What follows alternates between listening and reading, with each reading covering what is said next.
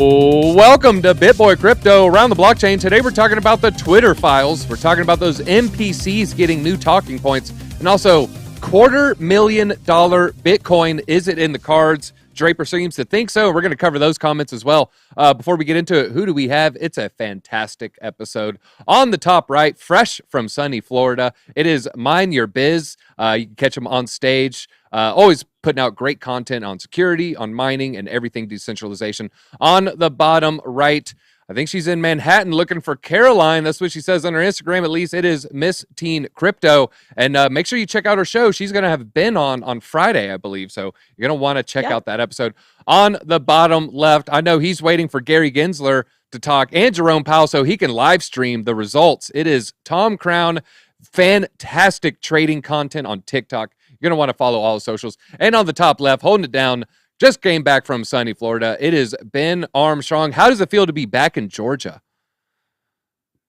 Well, feels pretty good, for sure. But man, I'm feeling the effects of being gone for so long. So got a sore throat from talking over loud music at all these parties and yelling at these conferences. Tom relates. I'm sure you were very quiet while watching the football game. It was very, very quiet. No yelling or boisterous actions during the football game. When we were winning, I think 40. We were winning at one point, 35-10, whatever it was. I was able to take a small nap in the middle of the game. The sweet seats are really nice. That's how you know it's a good game for your team. Oh, no. All right. Like I said, we're going to be talking about the Twitter files. We're going to get right into it. It is a tweet thread from Matt Taibbi, kind of set everything off where him and Elon Musk went over. He got a big data dump. He had to follow a few key notes, and then you can see here 36 tweets. If you want to read the entire thing, I highly recommend it. You just see high level collusion here. He dropped this on the 2nd.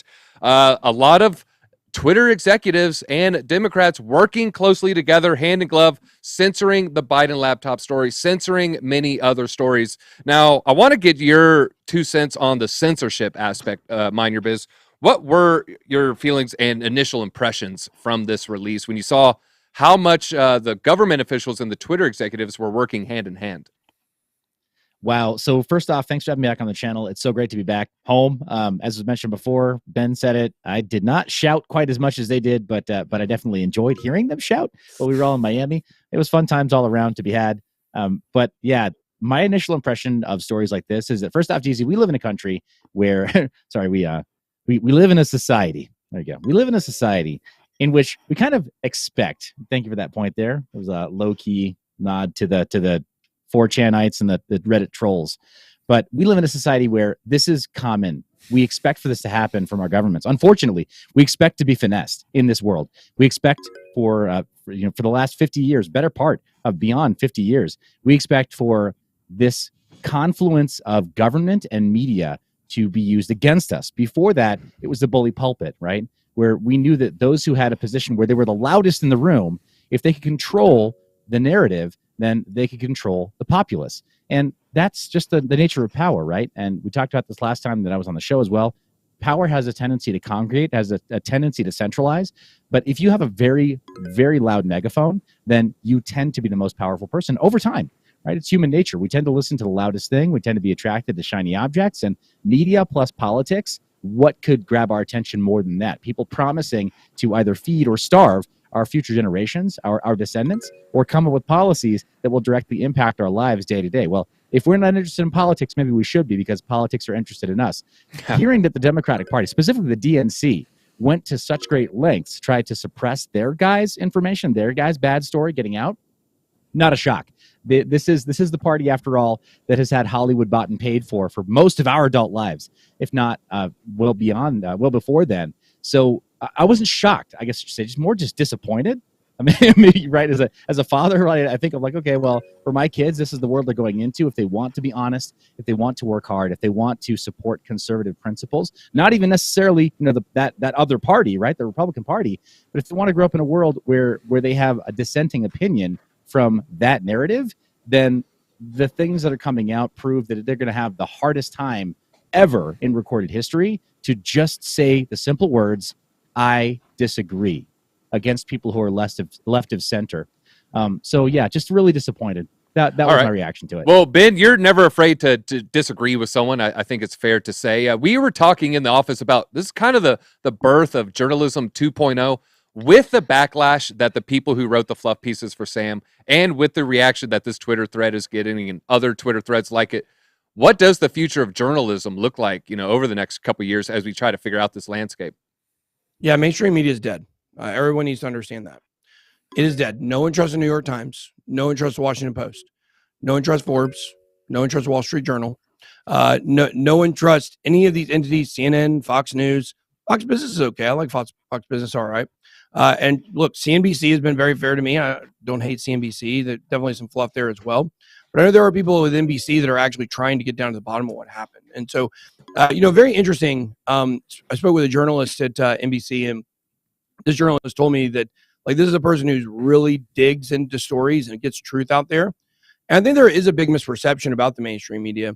I think the perception is that you have editors at the top that are shooting down stories that are actually adding value. And they're like, nope, you can't do that story. Or nope, you wrote that. Well, we're going to change it. We're going to edit it. This reporter said that's not their experience at all. It's just really a matter of most of the reporters at these places and most of these editors, they all lean one way. And so they're going to write their stories, but there's still some people at each one of these, individual news outlets that are good people that do care about journalism and want to write good stories. But the fact is, this is just not the medium. It's not fast enough. Okay. If we think about mainstream media, we think about reporting, who broke the insolvency story, who broke, the entire thing with FTX, with the bit license. It wasn't mainstream media. It was us. We were working with NBCs to drop the insolvency story before CoinDesk or CZ ever got the information from the whistleblower, which that came from us also in a roundabout way. So the fact is, we are more flexible. Look, Andrew Ross Sorkin, he's a pay-to-play journalist. He's an access journalist. The banks support him. Goldman Sachs supports him. If he goes on his New York Times account and says, hey guys, I'm looking for some information on Alameda. Can someone send me something? How many people do you think are going to message him? How many people are going to have really good information they're going to get to him? Not many. I can go on my Twitter and I can post, hey, this is what I'm looking for an investigation. And within 5 minutes, if it exists, it's in my mailbox. And it's the power of crowdsourcing information that will basically be the death of the mainstream media. Because the mainstream media, they're so held in by checks and balances and making sure that this must be verified and this must be, back tested and this must be, confirmed 100 times before they'll put it in there because they're so worried about defamation. Well, the thing is on social media, the defamation laws are much, much, much more difficult and harder to prove. The doxing laws are the same way. And the fact is, we can speak more freely on social media, thanks to Elon Musk now, through Twitter. Yeah. And we can tell people what we're thinking without having to confirm it 100 times.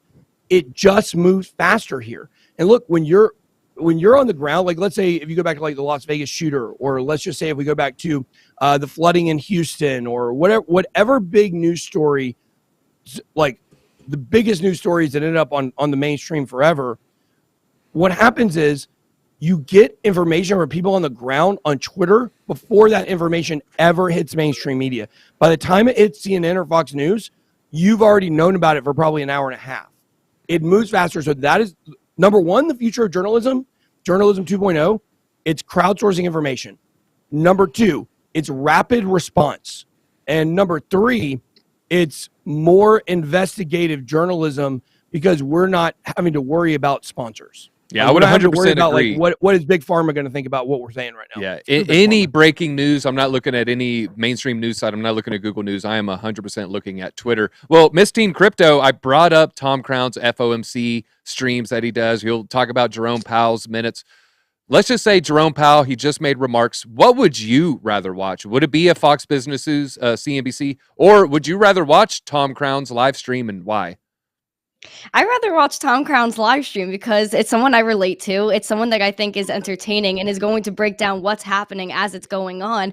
And I get to see how the market moves as he's talking, as Jerome Powell's talking, after he's talking, even beforehand. I think Tom goes live for a little bit. He does a little Powell pre-show. So I really do like watching influencers, not even influencer, I should say content creators, because you get a better insight and it's good to get other people's opinions besides yourself. If you're just watching a live stream of Jerome Powell talking, you're not really getting that much out of it. I feel like having someone like Tom do a stream, I think it's very informative and helpful. All right, I would agree. Now, yeah, shout out to Tom. Tom, you know, sure, they'll talk and they'll have the talking head. You know, they'll say something probably fed to them in an earpiece or something kind of just platonic or real vanilla. What are you offering that a CNBC, a Fox Business News can't add? Why do so many people watch Tom, where you are comparable to these cable news metrics when it comes to viewership? Thank you. Thank you. Man, I was just listening to everyone. We just want to blow you up today, Tom. Yeah, right, dude. It's Tom. Get you a big head here. Appreciate it. Listening to these responses, and I didn't even put that together. I was going to make a comment on how I abandoned mainstream news, I don't know, 2-3 years ago because of exactly this story we're talking about. It's just not news anymore. It's a one-sided spin on something with money interest in it, you know, kind of just diluting the whole point. And so I started to move to just business news because I found it to be less biased. So I use like investing.com or something. I didn't even realize that I'm part of this decentralized news by doing that.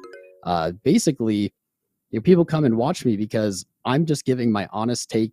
I don't have an agenda. I mean, obviously pro crypto, but I'm not here to, you know, blame the left, blame the right, something like that. Like, I'm just watching it in real time and I'm breaking it down in my own thoughts. And I don't tell people, I don't claim to be, you know, I know exactly what's happening, but I'm giving you just a real feedback from someone who follows markets. And I think we're going to see that. I was in a Twitter space, a day ago, 2 days ago, where Elon Musk was there, had 100,000 people listening. This is the future of news. It's in real time. It's breaking. I think maybe a little fault of it is, well, sometimes you get not, you know, the news isn't quite right or some information is wrong, but you're getting it, I don't know, at light speed compared to what these cable networks are doing. And I'm all about it. It's awesome.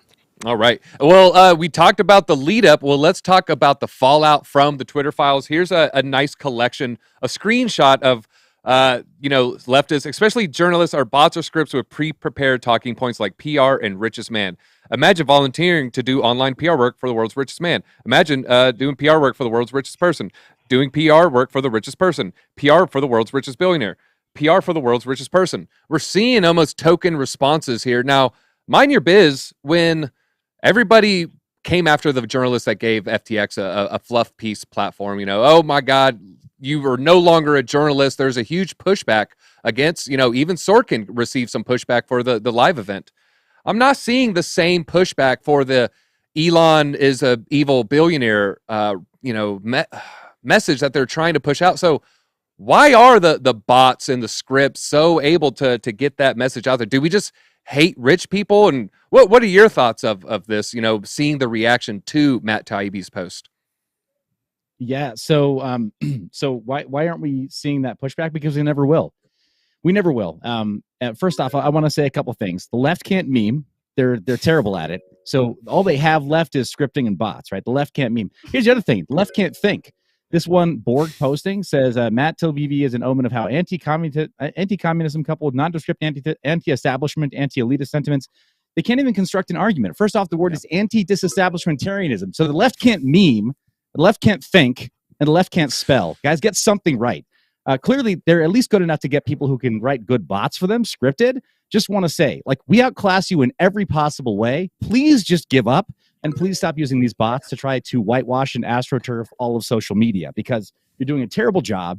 And clearly people like here at the BitSquad, they're figuring out that, like, your game, and they're using their platform to speak out about it, right? And there are plenty of people who want to continue to just, like, shine a light on it, right? Sunlight is the best disinfectant. So we will eventually get to the bottom of it. But there will be a lot of people in that swing area, right, of intellectualism, right, who aren't really intellectuals, who don't actually read, and who are tragically underinformed, who will be swayed by some of this nonsense because they just keep seeing something repeated enough times that they start to believe it's true.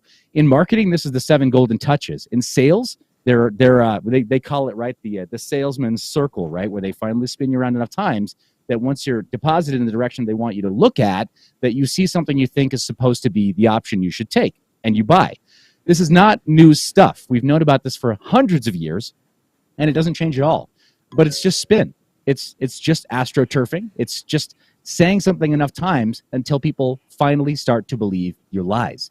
But now we have this power of automation, right? If you can write a script, and there are plenty of people who can, and if you can afford enough funding to use the paid placements on these platforms, and unfortunately, these media conglomerates and these large political interests, right? These super PACs, they have ways of making you see their message because they have not only automation, but they also have the power to boost that with paid placement. So this is not, again, it's not a shock. It's just disappointing, PC. It's just disappointing that so many people have been taught not to think in our public education system that now they're so easily spun by this nonsense. All right. Well, Ben, he brings up a good point where there are bots now where you can automate, where you can see if people are just kind of going off the script. You've probably seen the supercut of the regional news dialect where they all have the same message and it's 87 anchors all saying the exact same thing. Now that the tools are out there, will that mean that eventually there won't be a iron fist on a mainstream message? Can we break that iron fist one day, or is it always going to be lurking in the background? Well, look, here's what you have to understand about the reason why that thing became a meme, and the reason why mainstream media has fallen by the wayside. A real reporter, a real journalist, someone who wants to get down to the truth, they don't have the narrative for their story written before they get the information. Okay. The death of these mainstream media articles is that, like, look, if you watch Fox News, okay, I'm way a Fox News guy over a CNN guy, but I don't watch Fox News anymore. I used to. Okay. If you're a Fox News guy, then you know that any story that comes on that channel is going to have a conservative / Republican slant. If you're a CNN guy, you know every single article and every single story that comes on that channel is going to have a liberal slant. And of course, we're in the middle, we're neutral, it's CNBC, or MSNBC, they're the ones that are super liberal, blah, blah, blah. No, CNN's the worst of all of them. We all know it, like, because they want to be the neutral party, but they're so obviously on one side is ridiculous. The point is, when stories go up there, you already know the narrative before you see it. If they had a rundown similar to what we have at the bottom, you guarantee, like, Twitter files day one, oh, that's going to have a slant that's going to actually go against Elon Musk if it's on CNN and say, oh, actually Twitter was protecting, right? If it's on Fox News, it's going to be Elon Musk discovered this and, like, we got to arrest all these people and reverse the election. You know the endpoints, you know the stories and the narratives before you watch. That is what has to change. And so that's why on social media, when we are not pushing narrative, like, look, here's a great, for instance, when we went down to interview the people from Deltec Bank, which we're still in talks with, it's not happened yet, okay? They're going to want to, I can tell you that. But when we went down there to Deltec Bank to talk to them and it didn't happen, we were really going down to investigate Tether. Me and Ryan, my security, we had talked about this for a while, which was we hoped we would go down and we would find that there's a fully solvent business and they're doing things, very well, and that they have tons of employees and things are great. But we also know the other narratives out there, right? Tether is a Ponzi, it's insolvent, if there's a bank ready to go down. We knew those narratives, but we didn't want to play into either one of those. When I pulled up to the original Deltec Bank and it was empty, like, I was scared because I was like, oh, this means that this narrative is the correct narrative. Now, they moved temporarily while it's being refurbished. So, we don't know exactly where, what part of the process that's in, but we were ready to pivot on a dime because you take in new information and you change your mind. This is what, like, it drives me crazy that all these people are posting all of these short clips of me talking positively about FTT in the past. We believed LedgerX was a gigantic purchase, right, for a derivatives platform that FTX made. Last year, we felt like that was going to be a big sign you were going to get utility for FTT, and it was going to become the only leverage trading site in America that was licensed. That would have been massive for FTT. Unfortunately, that didn't happen. So on September 16th, I received a phone call that Sam was doing a federal bit license against our bill, right? So the point is, I took that new information in, and I changed my opinion and we dropped that coin and we told the audience we dropped that coin. Guys, people are so used to being brainwashed and they're so used to narratives being ironclad and people not reporting the actual truth that when people take in new information and they change their opinion, it makes people's heads explode because they're not used to that. They're used to, no, you're on CNN. This is what you're supposed to think. No, you're on Fox News. This is what you're supposed to think. And we're just bringing the truth. And, you know, who knows? Maybe this can go from journalism 2.0 to politics 2.0, or we can get some third parties in there as well. And speaking of new information, when I saw that safe, you're inside there, and I puckered for a second. That was new information. I was not prepared for that new information, but thank God, they have switched locations. All right, Miss Teen Crypto, you know, talking about the machine. Well, Elon has hinted, you know, maybe Twitter is going to have some crypto capabilities. I would think that big banking, they're probably not going to like this. They're not going to want some sort of, you know, highly used social media platform that can have peer-to-peer payments that are decentralized. Do you expect the PR machine, that iron grip on messaging, do you think that they'll attack Twitter even harder if he does introduce crypto? I don't know. That's a difficult question because I think it could be both. I think a lot of people are very crypto forward. We know people that are on CNBC, on Fox Business, kind of both sides that are bullish on crypto. I mean, even CNN, didn't they have an NFT marketplace at one point? So everyone's very crypto forward. I think even AP, which is the Associated Press, they have stuff going on with NFTs. They're involved in crypto. The mainstream is into crypto. I think it would help Twitter.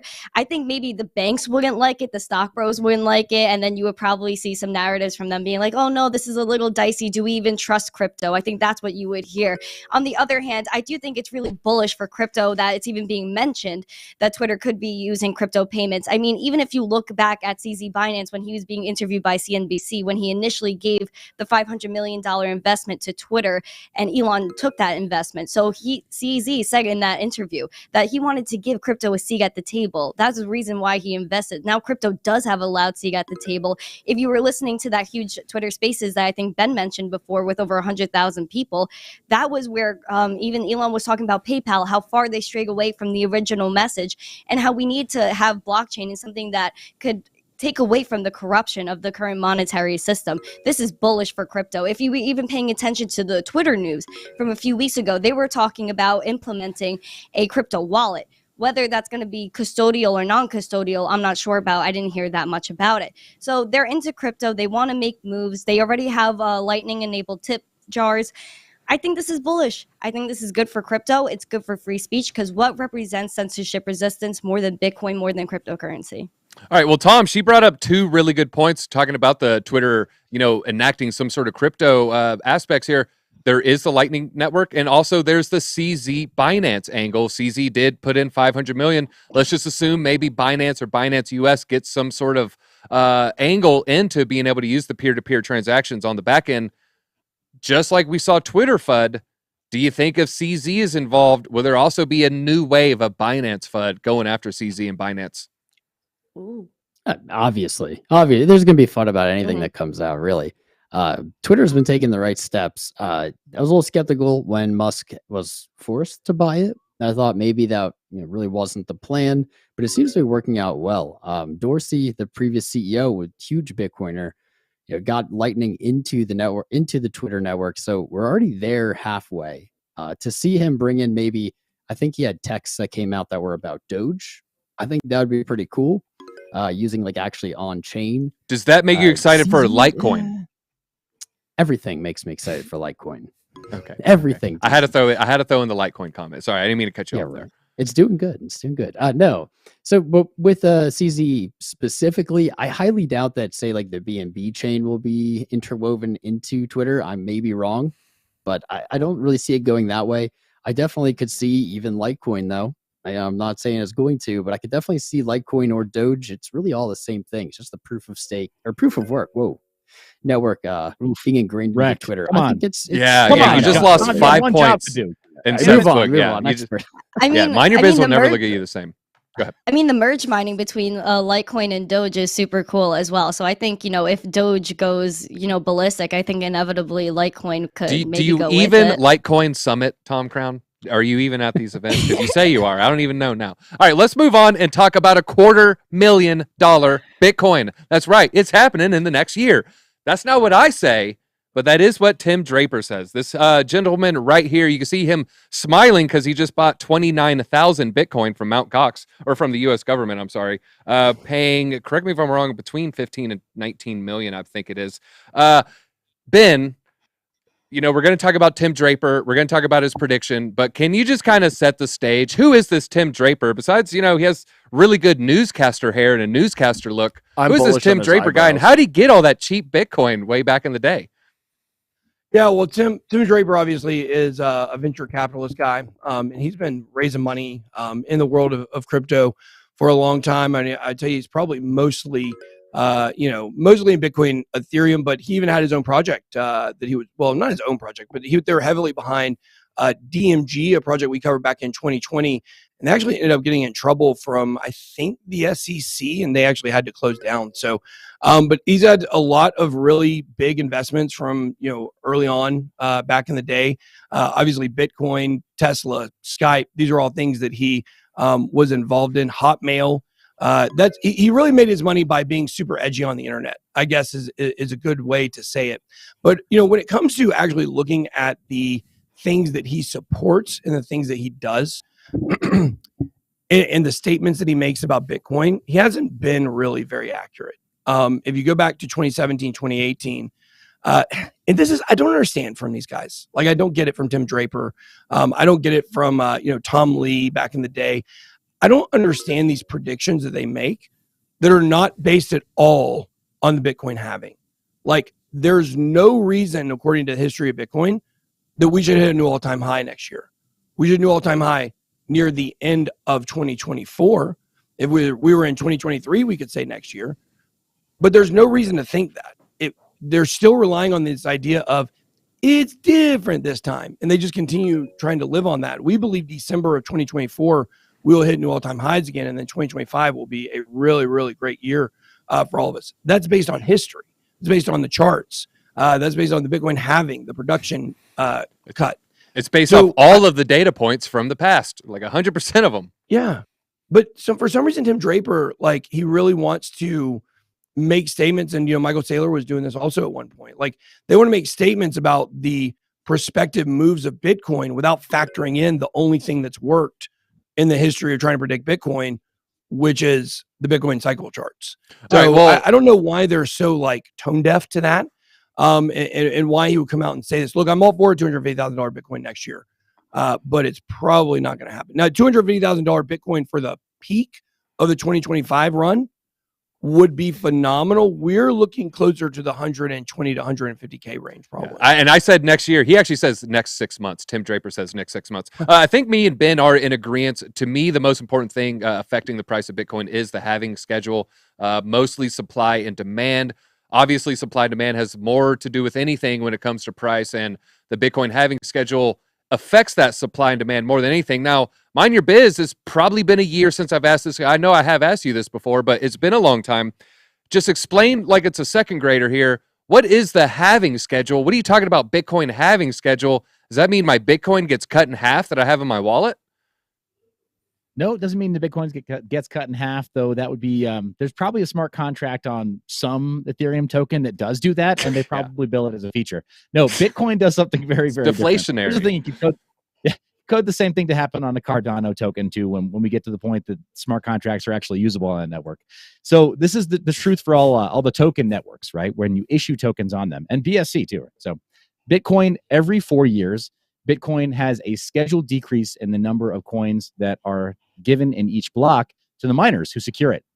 That's all the halving is that every 4 years, that's scheduled. It's not like with Ethereum where you started to see this term triple halving, which didn't make any sense and didn't actually play out the way that people said. It didn't actually decrease the issuance to the amount they said, where that was intentionally a change of the tokenomics after the fact, after they got started with the network and they started to interfere with the tokenomics and interfere with the issuance and interfere with the monetary supply of Ethereum, which we see in other networks too, where it's kind of the airplane being built mid-flight.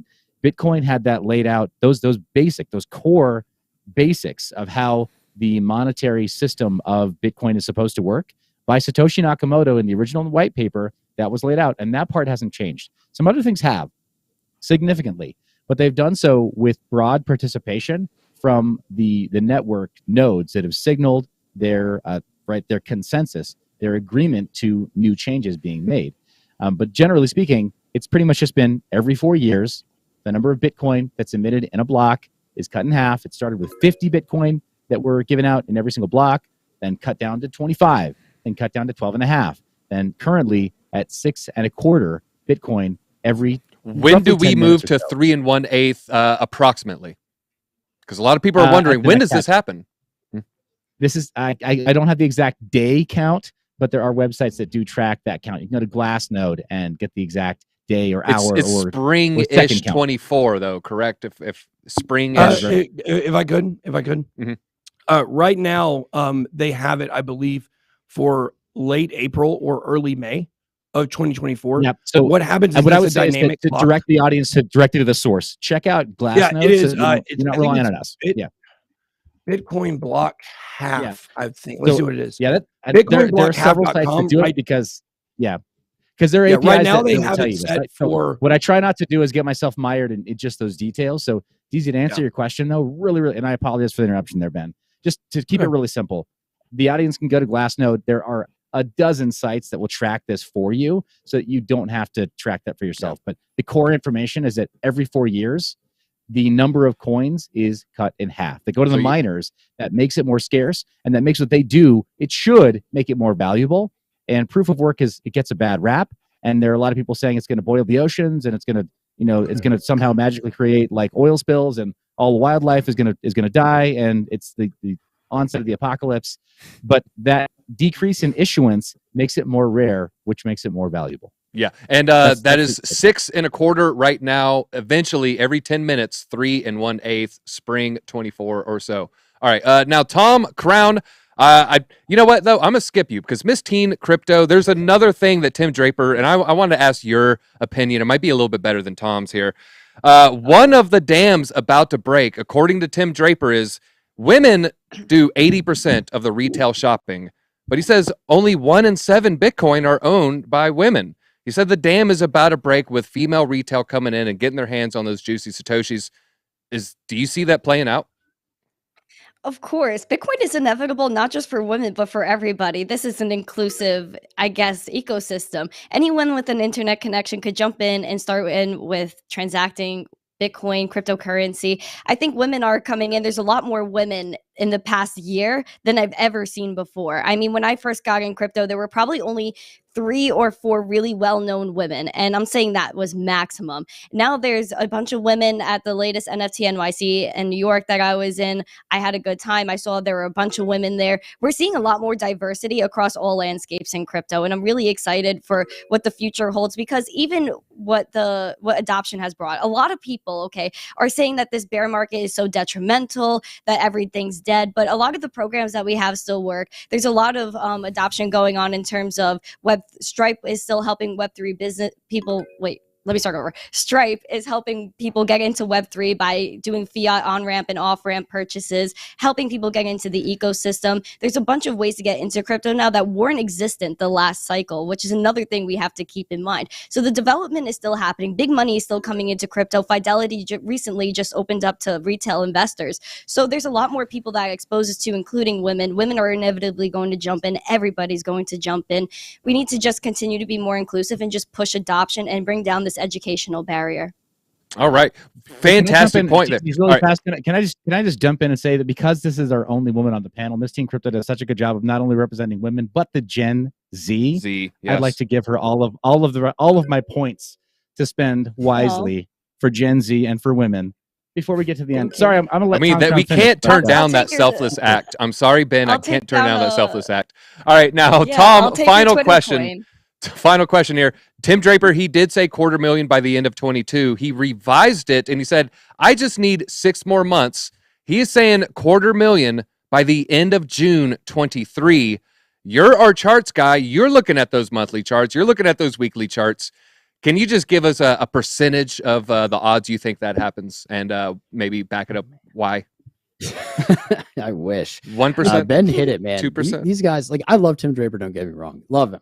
Love that he's a Bitcoin advocate. He's old school. Ben said it though. It's like, kind of, where are they getting these things? And I kind of always wondered that too. They kind of seem to grab numbers and dates, and I never really understand where it comes from. So I'm going to agree and disagree with Tim Draper. Tim Draper is right. Bitcoin's going to hit 250,000. Will it hit 250,000 in 6 months? Man, I think that's a hard sell, really, for anyone. Like that's pretty out there. And it's certainly possible. I'm going to say low odds.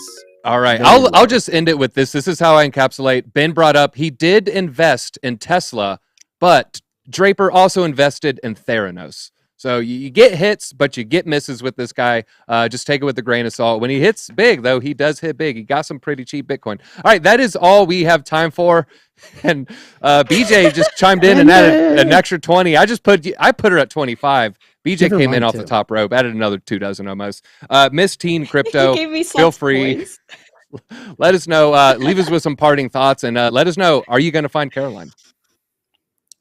I hopefully do find Caroline. Ben, we could go on our next expedition together. We'll be searching for SBF, Caroline, the whole gang. But thank you guys for having me again. I'm a fan of Around the Blockchain. I love what you guys are doing. And shout out to everyone on this panel. Please follow everyone. Stay bullish. We're all going to make it. And as always, stay zesty. Peace. That's all we got time for. Until next time, BitSquad. Easy out.